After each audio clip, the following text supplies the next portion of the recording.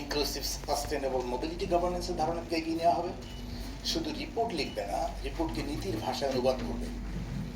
এবং অনেকে প্রশ্ন করতে পারেন যে সিএমআর এখন প্রয়োজন হলো কেন।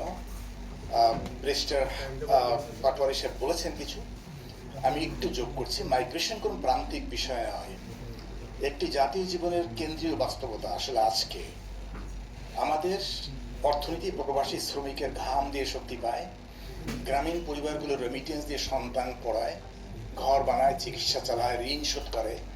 আমাদের শহরগুলো গড়ে উঠছে অভ্যন্তরীণ অভিবাসনের উপর। আমাদের উপকূলীয় অঞ্চল জলবায়ু ঝুঁকির কারণে ক্রমাগত অনিশ্চয়তা আছে। আমাদের দক্ষিণ পূর্ব সীমান্তের বিশ্বের বৃহত্তম শরণার্থী পরিস্থিতি বিদ্যমান, আমরা জানি সেটা। এই জন্য কি হলো, এই জন্য যেটা হয়েছে, বাংলাদেশ এখন লেবার সেন্ডিং কান্ট্রি হচ্ছে, রেফিউজি হোস্টিং কান্ট্রি হচ্ছে, ক্লাইমেট ভালনারেবল কান্ট্রি এবং ইন্টারনাল মোবিলিটি সোসাইটি। আজকে বিশ্বে 300 মিলিয়নের বেশি ইন্টারন্যাশনাল মাইগ্রেন্ট রয়েছে। অর্থ হচ্ছে প্রায় 30 জনের মধ্যে একজন করে নিজ দেশের বাইরে বসবাস করে। আন্তর্জাতিক রেমিটেন্স 2000 সালে ছিল $128 বিলিয়ন, আজকে সেটা প্রায় $1 ট্রিলিয়ন উপনীত হয়েছে। মানেটা হচ্ছে পৃথিবীর জিডিপি আজকে যে আমরা দেখি অ্যাবাউট $83 ট্রিলিয়ন। $83 ট্রিলিয়ন এর $1 trillion is coming from the migrants. তা বাংলাদেশের ক্ষেত্রে বাস্তবতা আরো গভীর। রেমিটেন্স বাংলাদেশে বৈদেশিক মুদ্রার অন্যতম প্রধান উৎস, কিন্তু এই বড় অর্জনের ভিতরে আছে recruitment cost, we know that, debt bondage, contract substitution, wage theft, passport confiscation, এগুলো আছে, এগুলো আমরা সবাই জানি, নতুন করে আমি করছি না। কিন্তু আমরা সাধারণত কি বলি, মাইগ্রেন্ট ওয়ার্কার শুধু রেমিটেন্স সেন্ডার নন, তিনি অধিকার সম্বলিত যে নাগরিক। তাকে শুধু রেমিটেন্স যোদ্ধা বলে আমরা আবেগ দেওয়ার চেষ্টা করি, এটা কিন্তু যথেষ্ট নয়। তাকে ইনস্টিটিউশনাল প্রোটেকশন দেওয়া জরুরি। আরেকদিকে বাংলাদেশের রোহিঙ্গা বাস্তবতা সম্পর্কে আমরা জানি সবাই, নতুন করে কিছু বলার নেই। কিন্তু যেটা হচ্ছে যে বাংলাদেশ যে মানবিক দায়িত্ব পালন করছে তা বিশ্বে স্বীকৃত, কিন্তু দীর্ঘমেয়াদী ডিসপ্লেসমেন্ট কখনো শুধু কোনো দয়ার উপর চলে না। এই জন্য জ্ঞান, পরিকল্পনা, আন্তর্জাতিক দায় বন্টন এবং নীতিগত কৌশল দরকার। আরেকটি স্তর হলো আমাদের ক্লাইমেট মোবিলিটি। বাংলাদেশের নদী ভাঙ্গন, ঘূর্ণিঝড়, বন্যা, salinity intrusion, urban flooding, livelihoods loss, এগুলো আছে আমরা জানি। এগুলো কিন্তু মাইগ্রেশনকে ত্বরান্বিত করছে। বাংলাদেশের দুর্যোগজনিত আভ্যন্তরীণ বাস্তুচ্যুতির সংখ্যা 21 মিলিয়নের বেশি। Within last couple of years this happened. এটি শুধু পরিবেশের প্রশ্ন নয়, এটা হাউজিং, এটি ল্যান্ড রাইটস, এটা urban planning, labour markets, public health, education and social প্রোটেকশনের প্রশ্ন। তো বাংলাদেশের মাইগ্রেশন অনেক বড়, কিন্তু মাইগ্রেশন নলেজ এখনো পর্যাপ্তভাবে ইনস্টিটিউশনালাইজ নয়। আমাদের তথ্য আছে কিন্তু ফ্র্যাগমেন্টেড, আমাদের গবেষণা আছে কিন্তু পলিসি আপটেক দুর্বল, আমাদের অভিজ্ঞতা আছে কিন্তু ডকুমেন্টেশন কম, নীতি আছে কিন্তু এভিডেন্স আমাদের খুব ফিডব্যাক অপ্রতুল। সিএমআরডি এই ঘাটতিগুলোর জায়গায় দাঁড়াতে পারে। আমরা জানি যে মাইগ্রেশন নিজেই একটা মাল্টি ডাইমেনশনাল। দক্ষিণ থেকে উত্তরে যায় মানুষ, উত্তর থেকে দক্ষিণেও যায়, দক্ষিণের ভিতরেই যায়, মানে আমরা যে গ্লোবাল সাউথ, গ্লোবাল নর্থ বলি। আবার দেশের ভিতরে গ্রাম থেকে শহর, উপকূল থেকে রাজধানী, সীমান্ত থেকে শ্রম বাজারে যায়। কিন্তু মাইগ্রেশনের জ্ঞান প্রদানের মানচিত্রটি সমান নয়। মানুষ বেশি চলে দক্ষিণ থেকে, ঝুঁকি বেশি বহন করে দক্ষিণের পরিবার, মানে গ্লোবাল সাউথের, ঋণ নেয় দক্ষিণের শ্রমিক, জলবায়ু বাস্তুচ্যুতি ঘটে দক্ষিণে।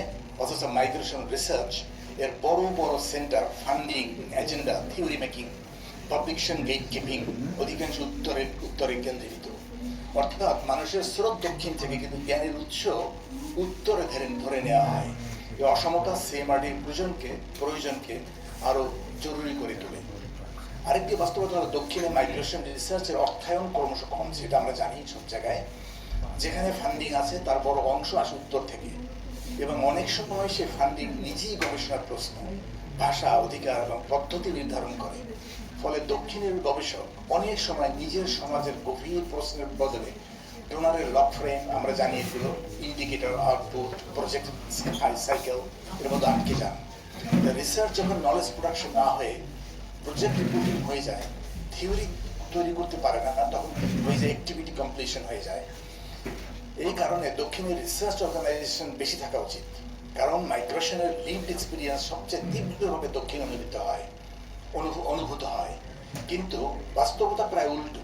অনেক দক্ষিণী প্রতিষ্ঠান নামে রিসার্চ অর্গানাইজেশন হলেও বাস্তবে তারা consultancy report, baseline survey, monitoring report, project evaluation, donor brief এই সীমাবদ্ধ থাকছে। এগুলো অত্যন্ত প্রয়োজন আছে, এগুলো অত্যন্ত গুরুত্বপূর্ণ, কিন্তু এগুলো কিন্তু গবেষণার বিকল্প নয়।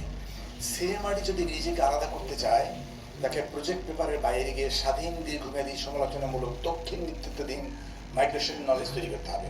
শ্রমবাজার, বৈদেশিক মুদ্রা, গ্রামীণ পরিবর্তন, নারী শ্রম, ageing care, urbanisation, many other factors, সবখানেই মাইগ্রেশন আছে। মাইগ্রেশন যে উপেক্ষা করা মানে উন্নয়নের শরীর থেকে রক্ত সঞ্চালন বাদ দিয়ে শুধু কঙ্কাল বিশ্লেষণ করা। তাই সিএমআরডির একটি বড় কাজ হবে মাইগ্রেশনকে প্রান্ত থেকে কেন্দ্রে নিয়ে আসা, যারা চেয়ারম্যান সাহেব বলেছেন অবশ্য, যে policy agenda, academic curriculum, media discourse and public ইমাজিনেশনের কেন্দ্রে। এই গবেষণাকে কিভাবে অ্যাকশনে রূপান্তর করা যায়? গবেষণা যদি বইয়ের তাকের উপরে থাকে, তা কিন্তু সমাজ বদলায় না, তা কিন্তু সমাজ বদলাতে পারে না। গবেষণা তখনই কার্যকর হয় যখন তার পলিসি ল্যাঙ্গুয়েজ অনুবাদ হয়, ইনস্টিটিউশনাল ডিসিশন মেকিং এ পরিবেশন, মিডিয়া ডিসকোর্স ইনফর্ম করে, সিভিল সোসাইটি অ্যাডভোকেসিকে শক্তিশালী করে, অ্যাফেক্টেড কমিউনিটিজের হাতে ব্যবহারযোগ্য জ্ঞান হিসেবে ফিরে আসে।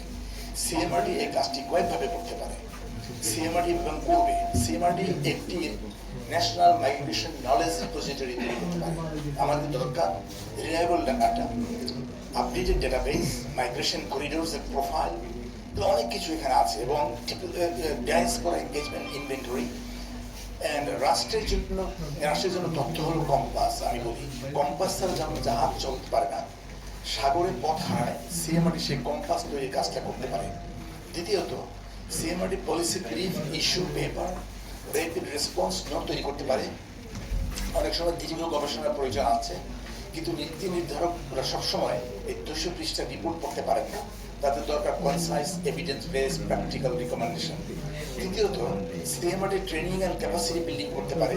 শুধু গবেষক তৈরি করলেই হবে না, journalist, NGO worker, local government actors, student, young researchers, migrant community leader, সবাইকে মাইগ্রেশন লিটারেসি দিতে হবে। কারণ মাইগ্রেশন বিষয়ে ভুল ভাষা, ভুল নীতি তৈরি করে। যেমন ইরেগুলার মাইগ্রেন্ট মানেই ক্রিমিনাল নয়, রেফিউজি মানেই কিন্তু সিকিউরিটি থ্রেট নয়, রেমিটেন্স সেন্ডার মানে কিন্তু এন্ডলেসলি রেজিলিয়েন্ট ওয়ার্কার নয়। ভাষা বদলালে দৃষ্টিভঙ্গি বদলায়, দৃষ্টিভঙ্গি বদলালে নীতি বদলায়। This is very very important. CMRD এই কাজকে আমি 5টি স্তরে দেখতে চাই। প্রথম হবে রিসার্চ এক্সেলেন্স, শ্রম অভিবাসন, recruitment, governance, remittance, migrant rights, ওল স্কেলের থেকে সব উচ্চ মানের গবেষণা করতে হবে। দ্বিতীয় স্তম্ভ হবে পলিসি এঙ্গেজমেন্ট। সিএমআরডি শুধু সেমিনার করবে না, ministries, parliamentarians, embassies, international organisations, UN agencies, NGOs, media, migrant অ্যাসোসিয়েশনসের সঙ্গে স্ট্রাকচার ডায়ালগ করবে। তৃতীয় স্তম্ভ আমি মনে করি ডেটা ডকুমেন্টেশন, যে ডেটার কথা আপনারা শুনেছেন অলরেডি। তারপর just bit touching upon a bit. Bangladesh migration data অনেক সময় ছড়িয়ে ছিটিয়ে থাকে, এটা আমার অভিজ্ঞতা থেকে বলছি। সিএমআরডি একটি মাইগ্রেশন ড্যাশবোর্ড তৈরি করতে পারে, যেখানে overseas employment, remittance, destination country, gender, skill category, so many other things, এসব তথ্য সহজভাবে থাকবে। কারণটা ডেটা শুধু সংখ্যা নয়, ডেটা হলো ন্যায়ের মানচিত্র। কারণটা হচ্ছে যেখানে তথ্য নেই সেখানে অন্যায় কিন্তু অদৃশ্য থাকে। এই জিনিসটা আমাদের আসলে খুব মনে রাখা জরুরি। চতুর্থ স্তরে মনে করি capacity building and pedagogy. CMRD short course, certificate programme, research method training, policy writing, workshop, media fellowship, all this kind of things আয়োজন করতে পারে। বাংলাদেশের মাইগ্রেশন স্টাডিজে নতুন প্রজন্ম তৈরি করা জরুরি। এটা কিন্তু সিএমআরডি এই দায়িত্বটা নিতে পারে। পঞ্চম স্তম্ভ পাবলিক কমিউনিকেশন অ্যাডভোকেসি। মাইগ্রেশন নিয়ে জনপরিসরে অনেক স্টিরিওটাইপ আছে। বিদেশে গেলেই টাকা, রোহিঙ্গা মানেই বোঝা, গ্রাম ছেড়ে শহরে আসে মানেই সমস্যা, নারী অভিবাসন মানেই ঝুঁকি। এই সরলীকরণ ভাঙতে হবে। সিএমআরডি গবেষণাকে সহজ ভাষায় সংবাদ মাধ্যমের মাধ্যমে, পলিসি নোটের মাধ্যমে, ডিজিটাল কন্টেন্টের মাধ্যমে মানুষের কাছে পৌঁছে দেবে। ষষ্ঠ স্তম্ভ south led research on theory building. সিএমআরডির উচিত শুধু বিদেশি গবেষণা এজেন্ডা অনুসরণ করা নয়, বরং বাংলাদেশ এবং গ্লোবাল সাউথের অভিজ্ঞতা থেকে নতুন কনসেপ্ট, ফ্রেমওয়ার্ক থিওরি তৈরি করে দক্ষিণের নিজস্ব জ্ঞান ভাষা তৈরি করা, এটা সিএমআরডি করবে। সপ্তম স্তম্ভ, মাইগ্রেশন ফিচার্স এন্ড এথিক্স। আগামী দিনে মাইগ্রেশন শুধু মানুষের সীমান্তের প্রশ্নে থাকবে না, এটি হবে data, AI, biometric identity, digital recruitment platform, work, climate risk modeling and সার্ভেইলেন্সের প্রশ্ন। সিএমআরডি একটা মাইগ্রেশন ফিউচার্স ল্যাব তৈরি করবে বা করতে পারে, যেখানে দেখা হবে কোন দেশ শ্রমিক চাইবে, কোন পেশার চাহিদা বাড়বে, কোন প্রযুক্তি মাইগ্রেন্টের অধিকার কমাবে এবং বাড়াবে, কোন ক্লাইমেট হটস্পট থেকে নতুন মোবিলিটি প্রেশার তৈরি হবে। একই সঙ্গে রিসার্চ এথিক্সকে শক্তিশালী করতে হবে, কারণ migrant, refugee and displaced people শুধু ডেটা পয়েন্ট নয়, তারা মর্যাদা সম্পন্ন মানুষ। That is something we have to really think about very seriously. কোনো দেশ শ্রমবাজার সংকুচিত হচ্ছে, কোথায় শ্রম ঘাটতি তৈরি হচ্ছে, কোন করিডোরে এক্সপ্লয়টেশন বেশি হচ্ছে, কোন অঞ্চলে ক্লাইমেট ডিসপ্লেসমেন্ট বাড়ছে, এসব তথ্য আগে থেকে জানা গেলে রাষ্ট্র আগে থেকে প্রস্তুতি নিতে পারে। আমরা রেমিটেন্স দেখি কিন্তু লোনলিনেস দেখি না, আমরা বিদেশ যাত্রা দেখি কিন্তু ডেট দেখি না, ঋণ দেখি না, আমরা সফলতার গল্প শুনি কিন্তু ফেইল্ড মাইগ্রেশনের লজ্জা শুনি না। সিএমআরডি এই নীরব অভিজ্ঞতাগুলোকে সামাজিক আলোচনায় আনতে পারবে। সিএমআরডি মাইগ্রেশন স্টাডিজকে বাংলাদেশকে আরো প্রাতিষ্ঠানিক করবে। এটি student research, thesis supervision, collaborative research, অনেক কিছু, অনেক সুযোগ সুবিধা তৈরি করবে। ঢাকা ইন্টারন্যাশনাল ইউনিভার্সিটির জন্য এটি একটি বড় একাডেমিক সিগনেচার হয়ে উঠতে পারে। সিএমআরডি সরকারকেও সিএমআরডির দিকে এগিয়ে আসতে হবে, কারণ পলিসি কনসালটেশনে যুক্ত হতে পারে সরকার।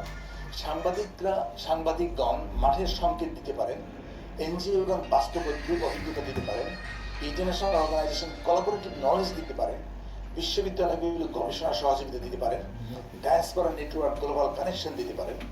অর্থাৎ সিএমআরডি হবে একটি হাব, একটা কেন্দ্রবিন্দু of knowledge and activities. Migration governance হবে নদী ব্যবস্থাপনার মতো। আমি এই মেটাফোরটা ইউজ করি অনেক জায়গায়, এখানেও করলাম। নদীকে শুধু বাদ দিয়ে বোঝা যায় না, পানির পরিমাণ দিয়ে বোঝা যায় না। নদী বুঝতে হলে তার স্রোত, ভাঙন, চর, পলি, নৌপথ, মাছ, মানুষের ঘর সব বুঝতে হয়। মাইগ্রেশন কেমন? শুধু রেমিটেন্স দেখলে মাইগ্রেন্ট দেখা যায় না, শুধু রেফিউজি ক্যাম্প দেখলে রেফিউজি লাইফ বোঝা যায় না, শুধু ডিজাস্টার ডেটা দেখলে কিন্তু ডিসপ্লেসমেন্টের ভাঙা ঘর, ভাঙা স্কুল, ভাঙা স্মৃতি বোঝা যায় না। সিএমআরডির কাজ হবে এই সম্পূর্ণ নদী ব্যবস্থাকে বোঝা। শেষ কথা, আমি 1-1.5 মিনিটের মধ্যে শেষ করে দিচ্ছি। আজ সিএমআরডির যাত্রা শুরু হচ্ছে এমন এক সময় যখন বিশ্বে মোবিলিটি একদিকে সুযোগ, অন্যদিকে শাসন, একদিকে উন্নয়ন, অন্যদিকে বঞ্চনা, একদিকে অধিকার, অন্যদিকে সীমান্ত, একদিকে শ্রমবাজার, অন্যদিকে অনিরাপত্তা। এই দ্বৈত বাস্তবতার ভিতরে সিএমআরডি যদি জ্ঞান, ন্যায়, মানবিকতা, নীতির সংযোগ তৈরি করতে পারে, তাহলে এটি শুধু একটি সেন্টার থাকবে না, এটি হবে একটি পাবলিক ইনস্টিটিউশন অফ কনসাস। এবং সিএমআরডি গল্পগুলোকে শুধু শোনার জায়গায় নয়, বোঝার জায়গা, ব্যাখ্যার জায়গা, নীতিতে রূপান্তরের জায়গা করে তুলুক এবং গড়ে তুলুক। এই মহৎ উদ্যোগের সঙ্গে সংশ্লিষ্ট সবাইকে আন্তরিক ধন্যবাদ, অনেক ধন্যবাদ। আসসালামু আলাইকুম। আমি এখানে শেষ করছি।